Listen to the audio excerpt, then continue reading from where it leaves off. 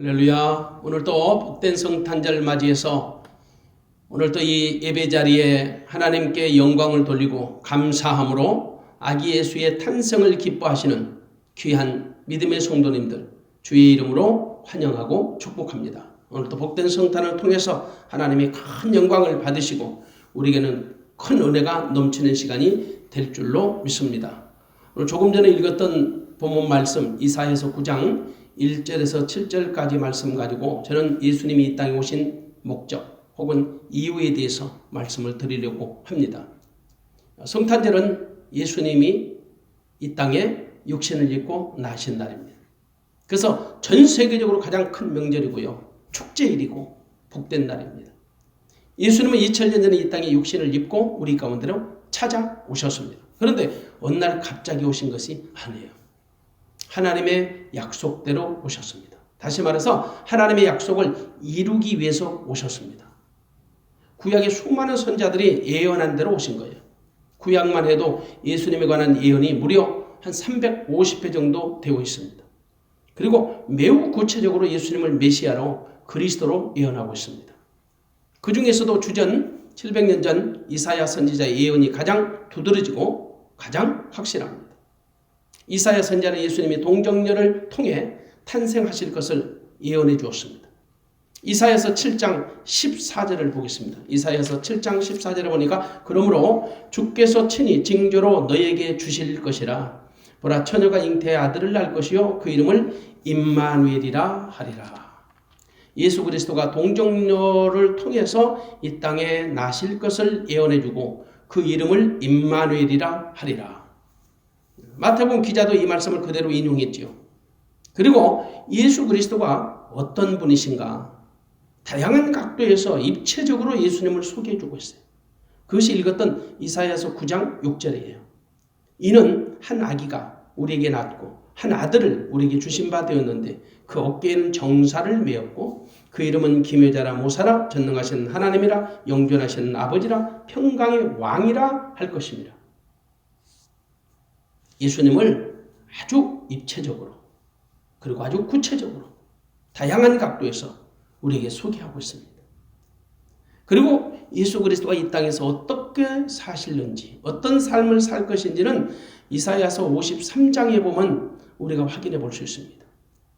또한 미가 선지자는 예수님이 베들레헴에서 탄생할 것을 예언했습니다.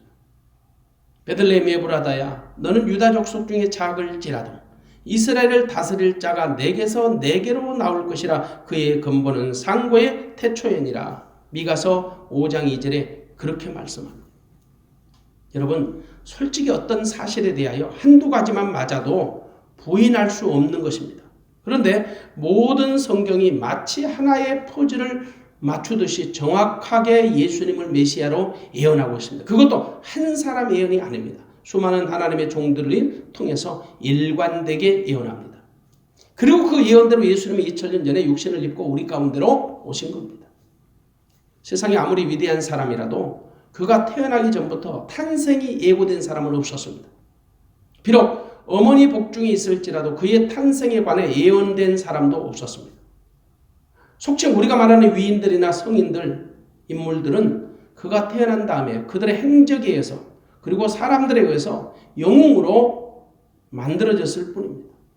그러나 우리 주 예수 그리스도는 창세기 3장 15절을 기점으로 해서 수많은 세월을 거치고 수많은 하나님의 종들을 거쳐서 너무나도 선명하게 예언되어 왔습니다. 그리고 한치 오차도 없이 그분은 이 땅에 육신을 입고 오신 겁니다. 그러므로 누가 보더라도 그분이 예수님이라는 사실을 부정할 수 없는 거예요. 한눈에 보아도 그분은 메시아로 오신 예수 그리스도다. 바보가 아닌 이상 그분이 예수 그리스도라는 사실을 부정할 수는 없습니다. 그럼에도 불구하고 수많은 사람들이 메시아로 예수님을 영접하지 못하고 있으니 심히 통탄스러운 일이지요. 심지어 자기 땅에 오신 예수님을 자기 백성 이스라엘도 알지 못하고 영접지 못했다. 그렇게 요한복음 기자는 슬픈 고백을 적고 있습니다. 요한복음 1장 11절에 보니 자기 땅에 오매 자기 백성이 영접지 아니하였으나 요한복음 기자는 그렇게 기록합니다. 자기 땅에 오신 예수님을 두 눈을 통해서 똑똑히 목격하면서도 영접하지 못하는 이스라엘 백성들, 하물며 지금 우리 시대는 오죽하겠는가. 개탄스러운 일이죠. 그런데 우리에게 그 하나님의 아들 예수를 그리스도로 영접할 수 있는 믿음을 주신 하나님께 우리가 어찌 감사치 않겠습니까? 여러분, 예수님은 누구세요? 예수님에 대한 이름도 많지만 예수님에 대한 별칭도 성경에는 많이 있습니다. 그런데 오늘 저는 이사야 선지자가 소개한 그 예수님의 별칭에 대해서 알아보려고 합니다. 6절에 보면 예수님이 어떤 분인가? 그분은 한 아기로 우리에게 나셨다. 한 아들을 우리에게 주신 바 됐다. 예수님 편에서는 한 아기로 우리에게 나셨고요. 하나님 편에서는 한 아들을 우리에게 주신 바 된 겁니다. 그분이 바로 예수 그리스도예요. 근데 그 아기로 오신 예수님을 이사야 선지자는 기묘자라고 했습니다. 아주 놀라운 일을 감당하시는 분이란 뜻이에요. 인간이 할 수 없는 일을 세우시고 인간이 이룰 수 없는 일을 이루시는 분, 바로 그것이 기묘자이신 예수 그리스도입니다. 그리고 예수님은 모사입니다. 모사는 카운셀러, 상담자란 뜻이에요. 신약시대는 중보자 혹은 보혜사라는 명칭으로 같이 통용됐습니다. 그 전능하신 하나님이라 대적들을 물리치시는 능하신 하나님, 사단의 권세를 완벽하게 제압하시는 하나님, 바로 전능하신 하나님이시죠. 그분은 영존하신 아버지입니다. 영존하신 아버지는 영원 전부터 계셨고 영원까지 계시는 하나님의 성품, 심지어 어제나 오늘이나 동일하신 하나님, 영존하신 하나님, 그분이 바로 예수 그리스도입니다. 그리고 그분은 평강의 왕이십니다. 평화의 시대를 열어가시는 평강의 왕으로 오신 분이 예수님이세요. 자, 이 정도만 해도 예수님이 어떤 분인지를 분명히 알 수 있습니다. 더 이상 무슨 설명이 필요하겠습니까? 감히 세상 어떤 인간에게 이런 별칭을 붙여줄 수 있습니까? 있을 수 없는 거죠. 오직 예수 그리스도께만 붙여질 수 있는 이름이고 별칭이에요. 오직 예수님만 기묘자가 되시고 모사가 되시고 하나님이시고 아버지시고 평강의 왕이 되신다. 그분은 정사를 메웠다. 그분의 어깨에는 정사를 메웠다. 정사는 통치권자의 권위를 상징합니다. 지도자가 되었다. 세상 말로 메시아의 성품을 우리에게 보여주는 겁니다. 우리가 여러분 예수님을 단순하게 구원자라만 생각하면 안 돼요. 그것은 구원의 우리에게 최종적인 목적이 되지만 사실은 내 삶 속에서 내 안에 오셔서 나와 함께 사시는 하나님의 아들 예수 그리스도, 내 삶에 철저하게 개입하시고 관여하시고 나와 함께 사시는 그 예수 그리스도를 우리가 믿어야 합니다. 그러면 왜 예수님이 이 땅에 오셨을까? 예수님이 이 땅에 오신 목적은 다양한 각도에서 우리가 설명이 가능합니다. 성경의 여러 가지 기자들이 그 다양한 각도에서 예수님이 오신 목적을 정의하고 있기 때문에 그래요. 분명히 신구약 성경에서 계시해주는 그 목적이 다양하게 묘사된 것이 사실입니다. 하지만 분명한 사실은 그분이 이 땅에 오신 목적은 하나님의 뜻을 이루기 위해서다. 하나님의 뜻을 이루시려고. 예수님도 친히 말씀하시기를 자신은 아버지의 뜻을 이루기 위해서 오셨다. 그렇게 증언하십니다. 그래서 히브리서 기자는 말씀합니다. 히브리서 10장 9절을 보면 그 후에 말씀하시기를 보시옵소서. 내가 하나님의 뜻을 행하러 왔나이다 하셨으니 그 첫 것을 폐하시면 둘째 것을 세우려 하심이니라. 그렇게 말씀합니다. 과연 하나님의 뜻, 그것이 뭔가? 하나님의 뜻을 행하러 예수님이 오셨는데 그 하나님의 뜻이 무엇인가요? 하나님의 뜻은 이 땅에 하나님의 나라를 세우시는 겁니다. 하나님의 나라를 세우심은 바로 죄인을 구원하시는 일이에요. 다만 그 방법에 있어서 옛 언약의 방식이 아니라 새 언약의 방식으로 이루시겠다는 것. 다시 말해서 첫 것을 폐하고 둘째 것으로 하나님의 뜻을 이루시겠다. 그러면 옛 언약의 방식은 첫 번째 언약의 방식이에요. 그러니까 첫 번째 언약의 방식은 율법의 방식이에요. 그런데 새 언약의 방식은 둘째 언약의 방식이에요. 둘째 언약의 방식이 바로 복음의 방식이에요. 다시 말합니다. 예수님이 이 땅에 오신 결정적인 목적은 하나님이 맹세로 약속하신 새 언약을 이루기 위해서 오셨다. 그 새 언약의 방식을 통해서 죄인을 구원하시사 하나님의 나라를 확장해 가시는 겁니다. 하나님의 나라를 든든하게 세워 가시는 겁니다. 그것이 바로 하나님의 궁극적인 뜻이에요. 그러므로 누구든지 새 언약의 중보자이신 예수님을 영접하지 않으면 하나님의 나라의 시민이 될 수가 없어요. 다시 말해서 하나님의 나라에 들어갈 수 없다는 말이에요. 천국에 못 들어간다는 거예요. 결국 누구든지 주님이 이 땅에 오신 목적을 바르게 알지 못하면 주님을 바르게 영접할 수 없습니다. 그러면 구원이 없는 거지요. 그러므로 우리는 반드시 주님이 이 땅에 오신 목적을 분명히 알아야 합니다. 그래야 온전한 믿음을 갖는 거예요. 하나님이 기뻐하시는 믿음, 하나님의 뜻대로 되어지는 믿음이에요. 하나님의 뜻대로 되어지는 믿음은 하나님의 뜻이 이루어지는 믿음이에요. 하나님의 뜻이 이루어지려면 가장 먼저 하나님의 뜻이 무엇인지 그걸 분별해야 합니다. 결국 하나님의 뜻을 알려면 반드시 예수를 그리스도로 영접해야 해요. 예수를 영접하지 않으면 하나님의 뜻을 결코 알 수 없어요. 예수님이 이 땅에 오신 목적이 뭔가? 하나님의 뜻을 이루러 오셨으니까 예수를 영접하지 않으면 하나님의 뜻을 알 수 없는 것은 지극히 당연한 거죠. 그러면 이사야 선지자는 예수님이 오신 목적에 대해서 어떻게 정의하고 있는지 저는 오늘 읽었던 이사야서 9장 1절에서 7절까지 가지고 세 가지 방편에서 좀 말씀을 드리려고 해요. 예수님이 이 땅에 오신 이사야 선지자가 목적은 말하는 목적이 뭔가? 바로 1절과 2절을 보겠습니다. 전에 고통하던 자에게는 흑암이 없으리로다. 옛적에는 여호와께서 스불론 땅과 납달리 땅으로 멸시를 당케 하셨더니 후에는 해변길과 요단 저편 이방의 갈릴리를 영화롭게 하셨느니라. 흑암에 행하던 백성이 큰 빛을 보고 사망의 그늘진 땅에 거하던 자에게 빛이 비치도다. 본문은 메시아 탄생을 예언한 말씀이에요. 예수님이 이 땅에 오신 목적, 흑암의 세력에서 우리를 건지고 빛으로 인도하기 위해서, 어둠의 세력을 몰아내고 빛으로 우리를 광명한 빛으로 살 수 있도록 이끌어 주시기 위해서 예수님이 이 땅에 오셨다. 여러분, 하나님의 빛이세요. 그리고 하나님의 형상대로 지음받은 인간은 누구든지 빛의 자녀였습니다. 그런데 인간이 하나님의 빛을 거부하고 어둠을 쫓아간 거예요. 어둠은 공중권세를 잡은 사단이 사용하는 전유물입니다. 하나님은 더 이상 흑암의 권세 아래 압제받는 자기 백성들을 방치할 수가 없었어요. 버릴 수가 없었어요. 그래서 자기 백성을 구원할 계획을 세우신 거죠. 이른바 흑암의 세력에서, 어둠의 세력에서 그들을 건져서 광명한 빛으로 인도하시는 계획이에요. 그래서 빛으로 인도할 메시아를 우리 가운데 보내신 겁니다. 그분이 바로 한 아기로 오신 예수 그리스도다. 한 아기는 주님 편에서는 우리에게 나신 분이지만 하나님 편에서는 우리에게 주신 바 된 사람이다. 즉 하나님의 보내심을 받고 이 땅에 오신 분이 예수 그리스도라. 근데 그 예수님은 빛으로 오신 분이시다. 예수님도 친히 말씀하잖아요.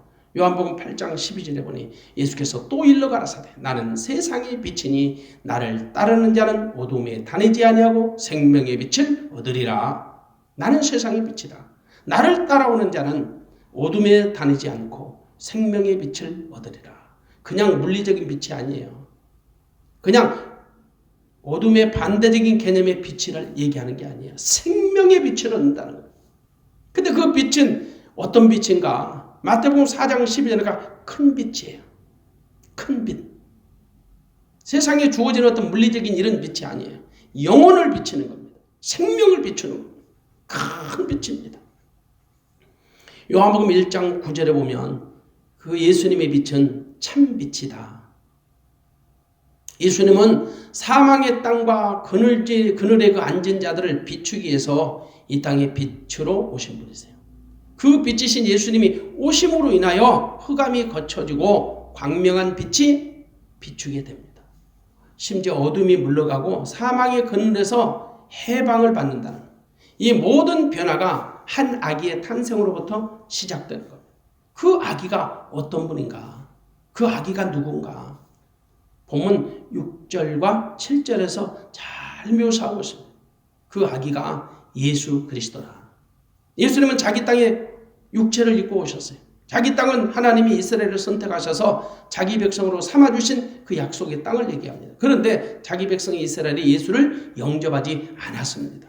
그 이유에 대해서 요한복음 기자는 1장 5절에 빛이 어둠에 비치되 어둠이 깨닫지 못하더라. 빛 대신 예수 그리스도가 그 어두운 세상을 밝히기 위해서 오셨는데 어둠이 캄캄해서 그 빛을 받아들이지 못하는, 그만큼 당시의 흑암에 영혼들이 꽉 붙잡혀 있었다는 뜻이에요. 예수님은 흑암의 세력을 몰아내기 위해서 빛으로 오셨습니다. 그것도 가장 어두운 곳으로 오신 겁니다. 당시 가장 어두운 곳에 그 대명사 같은 지역이 어디냐면 스불론 땅과 납달리 땅입니다. 그리고 해변길입니다.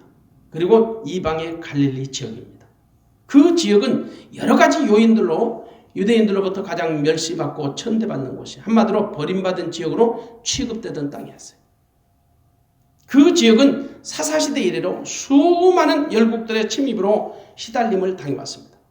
그리고 주전 732년경에 아수르 군대가 침략해가지고 거의 초토화가 됐어요. 그런데 빛 대신 예수님이 그 어두운 지역을 비추기 위해서 오신 거예요. 그래서 마태복음 기자도 이사야 선지자 예언을 그대로 인용해서 말씀했어요. 마태복음 4장 15절과 16절에 보면 그 이사야 선지자 예언을 그대로 인용했어요. 스불론 땅과 납달리 땅과 요단강 저편 해변길과 이방의 갈릴리여 흑암에 앉은 백성이 큰 빛을 보았고 사망의 땅과 그늘에 앉은 자들에게 빛이 비추었도다. 그곳은 사망의 그늘진 땅이었어요.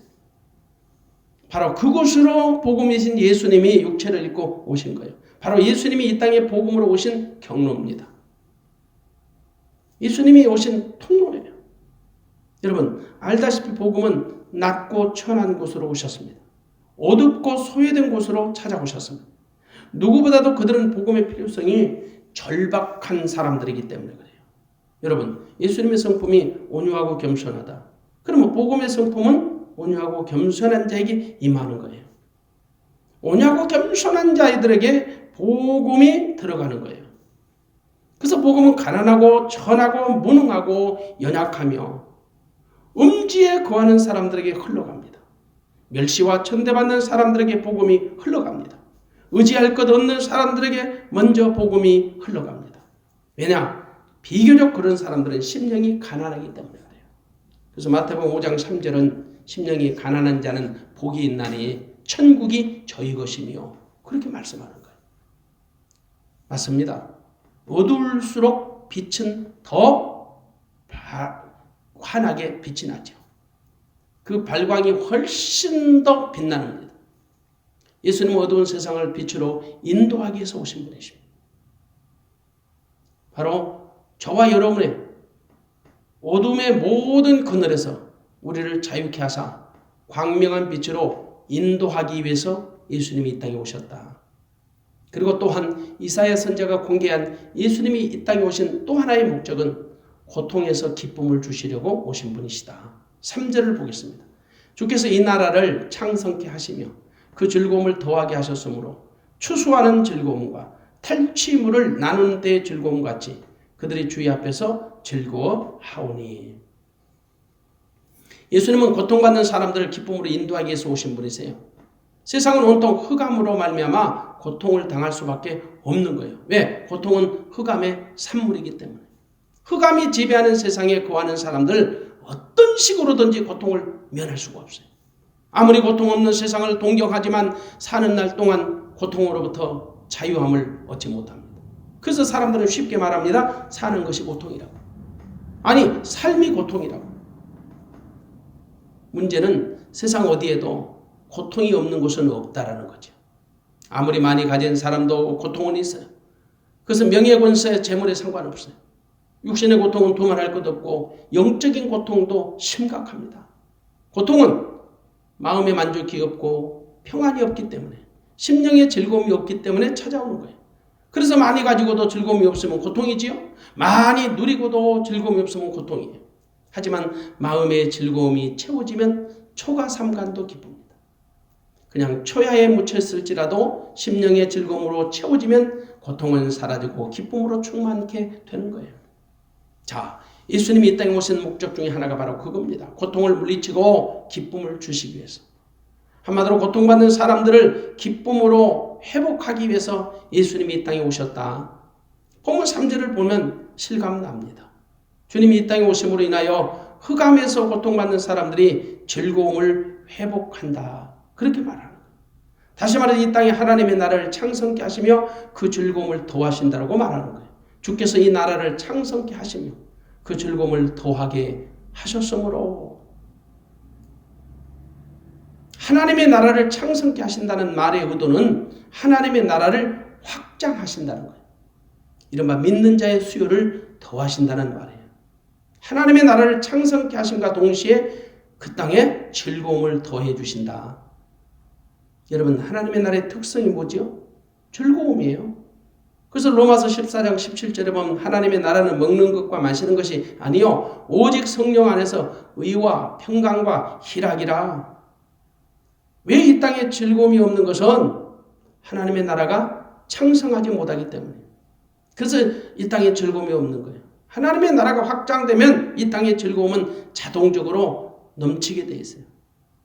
그래서 이 땅에 하나님의 나라를 창성케 하면 그로 말미암아 우리 심령의 즐거움을 더하게 하신다는 겁니다.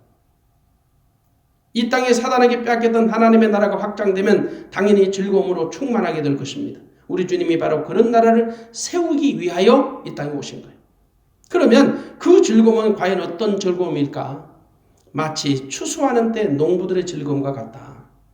농부들의 즐거움은 당연히 추수 때예요.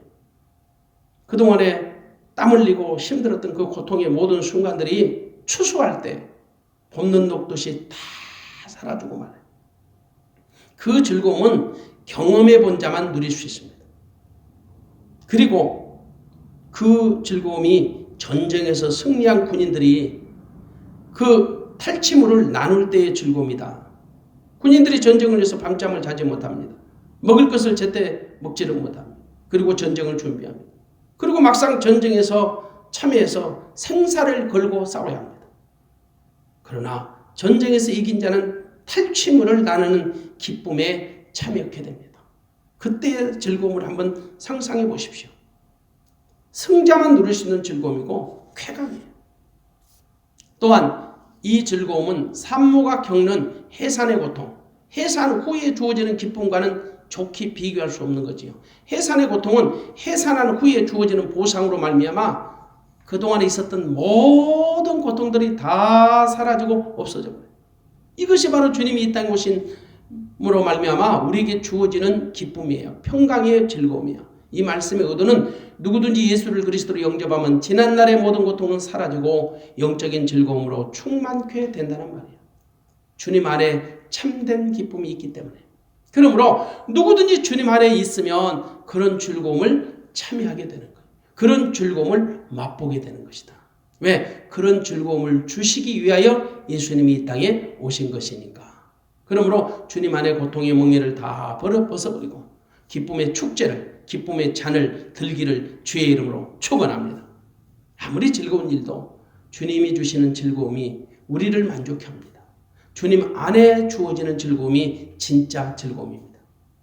우리의 즐거움은 주님 안에서 주어지는 즐거움이에요. 주님 앞에서 주어지는 즐거움이라는 거예요.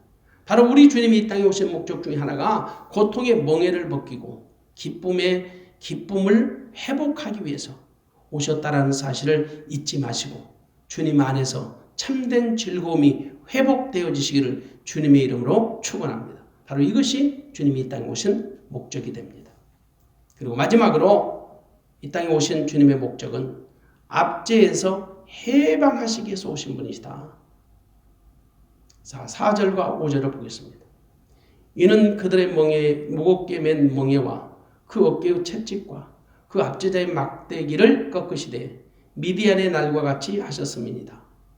어지러이 싸우는 군인의 갑옷과 피 묻은 복장이 불에 섭같이 살라지르니. 예수님이 이 땅에 오신 또 하나의 목적은 압제받는 영혼들을 해방하시기 위해서 오셨다. 오늘 4절에 보면 세 단어가 나오거든요. 무겁게 맨 멍에, 어깨의 채찍, 압제자의 막대기. 이것은 모두가 다 노예를 다룰 때 사용되는 도구들이에요. 노예는 압제받는 사람들이에요. 자유가 없어요. 그러니까 자동적으로 주체성도 없고 정체성이 없어요. 세상에 자유가 없는 영혼보다 불쌍한 영혼은 없죠. 각 개인의 고유한 인격이 있는데 그 각자의 인격이 무엇인가로부터 압제를 받는다면, 누군가로부터 압제를 당한다면 얼마나 비참한 일이에요. 이스라엘 백성들은 애굽에서 압제를 받아봤던 민족이에요. 그리고 주변 나라들로부터도 숱한 압제를 당하고 살았던 민족이 이스라엘이에요. 대표적으로 사사시대를 한번 보십시오. 주변 나라들로부터 수시로 압제를 받았거든. 이스라엘 주변국은, 이스라엘에 있는 주변 나라들은요, 어쩌면 이스라엘 백성들의 영적인 온도계와 같은 민족들이에요. 이스라엘이 하나님 앞에 불순종하여 범죄하면 어김없이 하나님은 그 주변 국가들을 들어서 이스라엘을 징계하셨단 말이에요. 그 주변국을 들어서 이스라엘의 자유를 억압한 거예요. 그리고 그들이 정신 차리면 주변국으로부터 건져내서 그들을 자유케 하신 거죠. 한마디로 그들의 자유, 이스라엘의 자유는 하나님을 섬기는 여부에 달려 있었던 거예요. 다시 말해서 하나님 안에 있으면 그들은 자유하나 하나님을 벗어나면 자유를 잃어버린 겁니다. 그래서 이스라엘 백성들은 어느 민족보다 자유의 고마움, 소중함을 잘 아는 민족이에요. 여러분, 빵보다 자유가 더 소중하죠. 누군가는 얘기를 배부른 돼지보다 배고픈 소크라테스가 낫다. 그 말도 있잖아요. 그거는 자유하는 영혼이 가치가 있다는 거예요. 성경도 진리가 너희를 자유케 하리라고 말씀하죠. 우리 주님 이 땅에 오신 목적은 압제받는 영혼들을 자유케 하기 위해서 오신 거예요. 세상의 모든 사람들 무엇인가로부터 압제를 받고 있어요. 노예 생활하고 있다는 거예요. 자기 의지와 상관없이 지배를 당하고 있어요. 어떤 사람은 정욕의 압제를 받고 있고, 어떤 사람은 물질의 압제를 당하고 있고, 어떤 사람은 주색잡기에 매여 있습니다.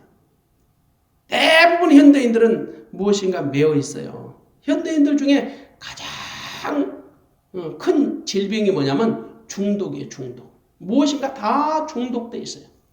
중독은 뭐냐면 내 의지와 상관없이 그냥 끌려가는 거예요. 전 국민이 지금 스마트폰에 중독돼 있다고. 어린아이에서 어른에게까지 스마트폰이 없으면 우리는 뭔 일이 안 돼요. 아무도 부인할 수 없을 겁니다. 이와 같이 영적으로도 붙잡혀 있고 육신적으로도 무언가에 붙들려 살아요. 그래서 자기 의지와 상관없이 사는 거죠. 마치 무언가로부터 조종을 당하듯이 말이에요. 그래서 그들 속에 정체성도 없고 정체성을 모르고 살아간다는 말이에요. 자기 정체성을 모르니까 삶의 이유가, 삶의 목적을 알 수가 없는 거지. 그러니까 그런 영혼들이 얼마나 불쌍합니까? 왜? 무언가 붙잡혀서 살아가는 것은 결국은 노예거든요. 대부분의 사람들이 평생 그런 노예와 같은 생활을 하다가 결국은 세상을 떠나요. 얼마나 불쌍해요. 그러므로 우리는 주님 안에서 참된 자유함을 얻어야 해요. 그 주님이 오신 목적이 압제받는 영혼을 해방하시기 위함이다.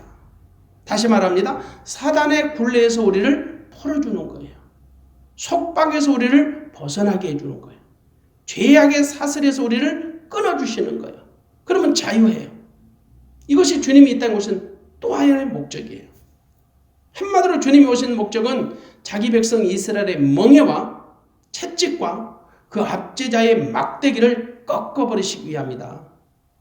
그 대표적으로 본문 4절은 미디안의 군대를 괴멸시킨 하나님의 은총을 예로 들어서 지금 설명하고 있어요. 이른바 미디안의 날을 생각해 보라는 겁니다. 미디안의 날 기억하라는 겁니다. 사사시대의 이스라엘은 하나님께 불순종하다가 미디안의 손에 붙여서 7년 동안이나 압제를 당했어요. 그 압제의 소름 속에서 그들은 하나님께 울부짖었어요. 근데 하나님은 그 이스라엘의 기도를 들어주셨어요. 하나님은 기드온의 300용사를 택하셔서 미디안의 그 종당한 메뚜기 떼 같은 미디안의 군대를 괴멸시켜버린 거예요. 한마디로 그런 이스라엘의 쾌거를 한번 상상해보라, 기억해보라, 그런 말이죠. 그래서 미디안의 날을 지금 5절에서 미디안의 날과 같이 하셨다. 그렇게 대표적으로 예를 지금 들어서 설명하고 있는 거예요. 여러분, 이스라엘이 미디안의 압제에서 허덕일 때 형편과 그들을 압제하던 미디안의 막대기를 꺾어버린 후에 그 자유함을 한번 비교해 보십시오. 상상해 보십시오. 감히 그 기분을 무엇으로 우리가 표현할 수 있을까요? 이와 같이 우리 주님이 이 땅에 오신 목적은 압제받는 영혼들을 구원해서 자유케 하기 위해서 오시는 것이다. 사실 누구든지 무언가에 매여 있습니다. 근데 그런 인생은 정말 불쌍하죠. 돈에 묶인 영혼은 한평생 돈만 쫓다가 죽어요. 그런 자들에게 인생의 가치는 없어요. 그저 인생은 돈의 노예일 뿐이지요. 그런 자들에게 부모 형제도 없다고요. 이웃도 없다고요. 무엇보다도 자기 자신도 모르고 자기 자신도 없는 거예요. 그냥 돈의 노예로 살다가 삶의 의미도 없고 목적도 없이 죽는 겁니다. 얼마나 불쌍해요. 주색 잡기의 메인 영혼도 마찬가지예요. 결국 그것만 쫓다가 죽는 거예요.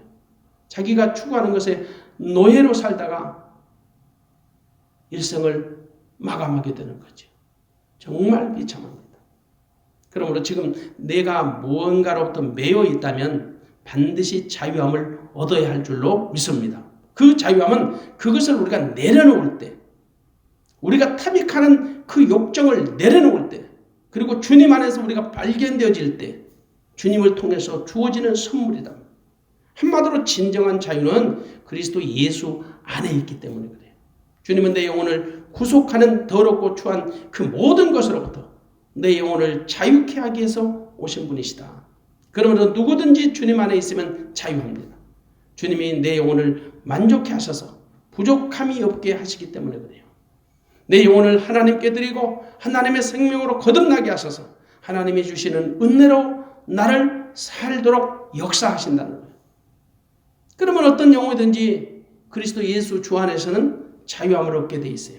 다시 말해서 그리스도 안에 있는 사람은 자유하지만 그리스도 밖에 있는 사람은 결코 자유함이 없다. 예수님은 내 영혼을 자유케 하시기 위해서 오신 분이시다. 그래서 주님이 친히 말씀하시죠. 수고하고 무거운 짐진 자들아 다 내게로 오라. 내가 너희를 쉬게 하리라. 결론적으로 말씀드립니다. 주님이 이 땅에 오신 목적은 단 하나입니다. 전혀 복잡하지 않습니다. 주님이 나를 성전 삼고 내 안에 오셔서 나와 함께 살기 위해서 오신 것이다. 주님이 내 안에서 나를 성전을 삼고 사실 때 지금까지 말씀드렸던 모든 것들이 이사야 선지자를 통해서 주님이 이 땅에 오신 목적에 대해서 세 가지를 살펴봤는데 이 모든 것들이 동시에 이루어지는 역사가 일어난다는 겁니다. 이른바 흑암에서 빛을 보게 될 것입니다. 흑암을 다 벗어버리고 광명한 빛으로 우리가 살게 될 것입니다. 인생의 수많은 고통 속에서 우리는 참된 기쁨을 얻게 될 것입니다.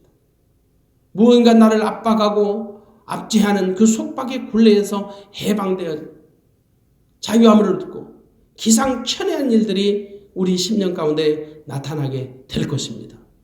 사랑하는 여러분, 그 성탄절을 우리가 맞이해서 주님이 이 땅에 오신 목적을 분명히 알지 못하는데 아무리 성탄절에 여러분 성탄절을 의미를 부여하고 성탄절에 예배를 드리고 성탄절에 즐거워해도 결국은 불신자들이 누리는 성탄과 믿는 자의 성탄이 다를 것이 하나도 없잖아요. 그러므로 믿는 우리는 정말 성탄의 목적이 무엇인지, 성탄절에 오신 예수 그리스도, 성탄의 주인이신 예수 그리스도가 이 땅에 오신 목적을 분명히 알아야 그 주님을 증거하게 되고 그 주님이 주시는 능력과 은혜를 체험하고 그분 안에서 성탄의 신앙으로 살게 되는 거예요. 무엇보다도 우리 믿는 자의 성탄은 오늘 12월 25일 하루에 머물지 않습니다. 1년 12달 365일이 성탄이에요. 그래서 날마다 성탄이 되지 않으면 안 돼요. 날마다 순간순간마다 아니 내게 주어진 어떤 시간일지라도 그리스도 예수 안에서 주님과 함께 한 생명으로 연합하여 살아가는 신앙, 바로 그것이 성탄을 믿는 자의 진정한 뭐예요? 신앙인 거예요. 우리는 그 믿음 가지고 성탄의 주인이신 예수 그리스도가 항상 나와 임마누엘로 함께 계시다는 그 확고한 신앙 안에서 흔들림이 없이 믿음의 주요 온전케 하신 예수 그리스도를 위하여 달려가는 믿음의 산 증인들 되시기를 주님의 이름으로 축원합니다. 기도하겠습니다.